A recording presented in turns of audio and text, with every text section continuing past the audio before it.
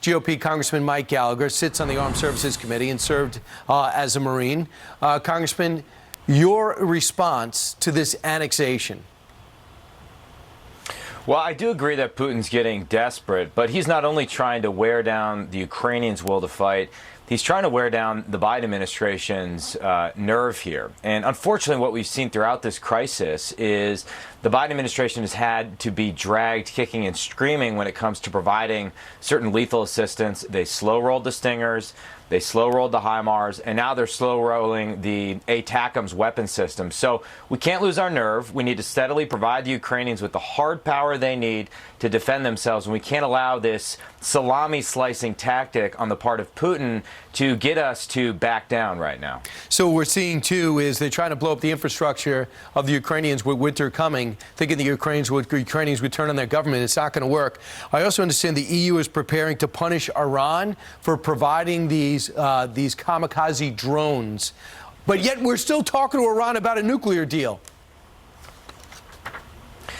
It's absolutely crazy. The thing I think we need to realize is that the Iranians and the Russians and the Chinese are effectively allied against the West right now. And they may have meaningful disagreements, but they share a common goal of undermining the United States, of destroying us and our allies. And we have to understand that basic connection, that axis of authoritarian powers that's trying to destroy our way of life in order to be effective. The other thing we need to do is just rebuild our ability to make a lot of these weapon systems. We've found incredible fragility in our defense industrial base. We've blown through so many years worth of javelins. We just don't make some things that we need to make here domestically in order to restore freedom's forge, restore America as the arsenal of democracy. So, Congressman, you did a major speech after the Heritage Foundation did a major study to find out the index of U.S. military strength. And for the first time in my lifetime, we are getting weaker. Instead of being able to fight 2.5 wars at once, we're barely capable of fighting one.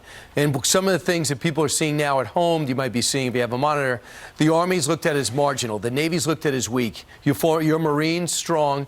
Air Force, very weak. Space Force, new and weak. The capability, nuclear capability remains strong. What is most alarming about that analysis?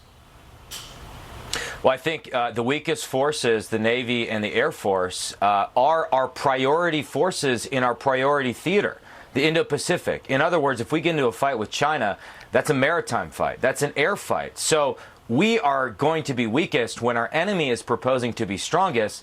The Biden defense budget would make us weaker. They propose bottoming out the Navy at 280 ships by 2027. That's the PLA's target date for taking Taiwan, if not sooner. So the bottom line is we have entered a window of maximum danger. We are, in my opinion, sleepwalking into war, a war that we may lose either through battlefield defeat or preemptive surrender if we don't wake up, if we don't abandon the wokeness domestically and stop sending weakness internationally. Yeah, we're going to kick out 20,000 people because they want to get an experimental vaccine.